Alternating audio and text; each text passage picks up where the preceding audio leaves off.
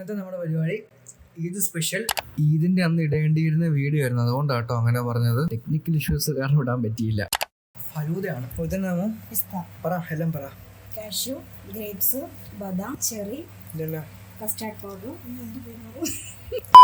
കസ്കസ്. ഒരു ആപ്പിൾ ഉണ്ട്, ഒരു മാങ്ങയുണ്ട്, ഒരു പൊംഗ്രനേറ്റ് ഉണ്ട്, 2 പഴമുണ്ട്. അല്ല, ഈ പഴം വേണ്ട കേട്ടോ, പഴം ഇവിടെ അരിഞ്ഞു വെച്ചിട്ടുണ്ട്. പിന്നെ ഇതിനകത്ത് ഏതാണ്ടൊക്കെ സാധനങ്ങളുണ്ട്. അപ്പോൾ ഇത്രയും വെച്ചിട്ടാണ് നമ്മൾ ഇന്ന് ഫലൂദ ഉണ്ടാക്കാൻ പോകുന്നത്. സമയം പോകുന്തോറും ഇങ്ങനെ ഓരോന്ന് കുറഞ്ഞ് വരും. ഇനി അടുത്ത പരിപാടി ചത്താൻ പോകണോ? അത്രയും വേണ്ട, പകുതി മതി. പകുതിയെന്ന് ഉദ്ദേശിച്ച്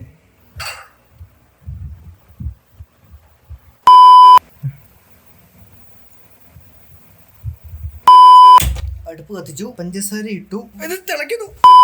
ഈ പിങ്ക് ലൈനി ഈ വെള്ള ലൈനിലേക്ക് ഒഴിക്കാൻ പോകുന്നു. ഇന്ന രസം കാണാം. ഈ പിങ്ക് ലൈനിയിലേക്ക് മഞ്ഞ ദ്രാവകം.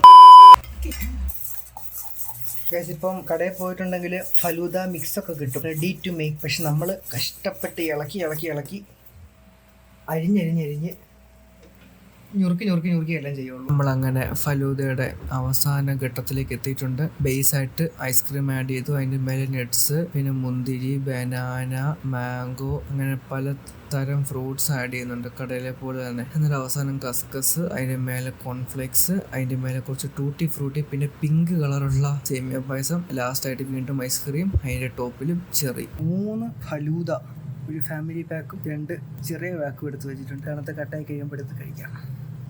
ഗൈസ് 2-2.5 മണിക്കൂർ ഫലൂദ ഫ്രീസറിൽ വെച്ച് സെറ്റാക്കി എടുത്തിട്ടുണ്ട്. നമ്മളിപ്പം എല്ലാവർക്കും കൂടി കൊടുക്കേണ്ടത് കൊണ്ട് ഫാമിലി പാക്ക് ആണ് എടുക്കുന്നത്. ഇത് 2 അവിടെ ഇരിക്കട്ടെ.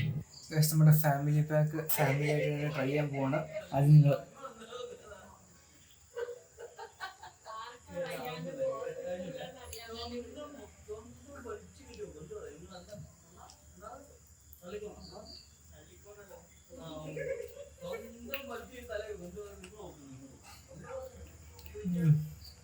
ടേസ്റ്റ് ഉണ്ടോ? കടയിലത്തേക്കാളും സൂപ്പറാ, അടിപൊളിയാ. പിന്നെ